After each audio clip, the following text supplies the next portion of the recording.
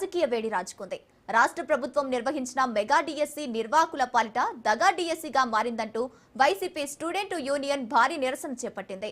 మాజీ సీఎం జగన్ పిలుపు మేరకు లాడ్జీ సెంటర్లోని అంబేద్కర్ విగ్రహం వద్ద నిర్వహించిన ధర్నాలో మాజీ మంత్రి అంబటి రాంబాబు, ఎమ్మెల్సీ అప్పిరెడ్డి, రాష్ట్ర వైసీపీ స్టూడెంట్ యూనియన్ అధ్యక్షుడు పానుగంటి చైతన్య పాల్గొన్నారు. ఈ సందర్భంగా అంబటి మాట్లాడుతూ మెగా డిఎస్సి పేరుతో లక్షలాది నిరుద్యోగులను ప్రభుత్వం మోసం చేసిందని ఆరోపించారు. టెట్ కన్వీనర్ నియామకాల్లో అవకతవకలు జరిగాయని, ప్రశ్నాపత్రాల తయారీపై అనుమానాలు ఉన్నాయని పేర్కొన్నారు. స్పోర్ట్స్ కోటాలో భారీగా డబ్బులు వసూలు చేసి ఉద్యోగాలు ఇచ్చారంటూ సంచలన ఆరోపణలు చేశారు. డిఎస్సి నియామకాలపై వెంటనే సిబిఐ విచారణ జరిపించాలని, విద్యాశాఖ మంత్రి నారా లోకేష్ రాజీనామా చేయాలని డిమాండ్ చేశారు.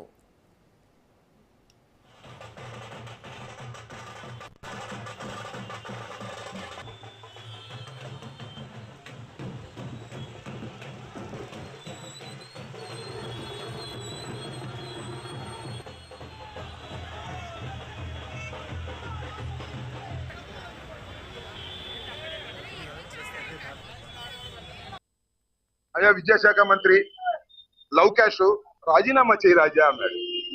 ఏమైనా చేస్తాడు కానీ రాజీనామా చేస్తాడా? అయ్యే పనేనా అది? అయ్యా నువ్వు రాజీనామా చేయొద్దు, కాసేపు అనుకున్నావు, సిగ్గుంటే రాజీనామా చేస్తావు. నీకు ఆ సిగ్గు ఎక్కడుంది? నీకు లేదు, మీ నాన్నకి లేదు. డబ్బులు పోగేసుకోవడం, మోసాలు చేయడం తప్ప రెండో పనే లేనటువంటి కుటుంబంలో ఉన్నటువంటి వ్యక్తులు మీరు నారా వారు.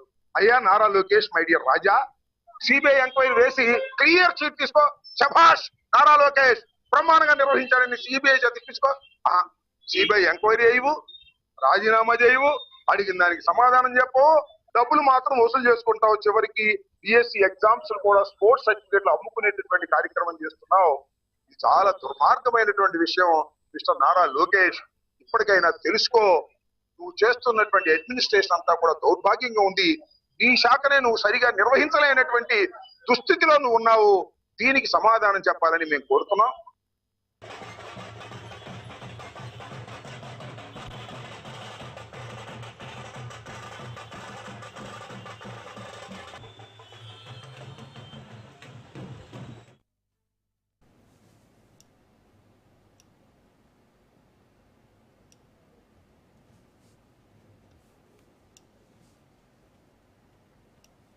జయశంకర్ భూపాల్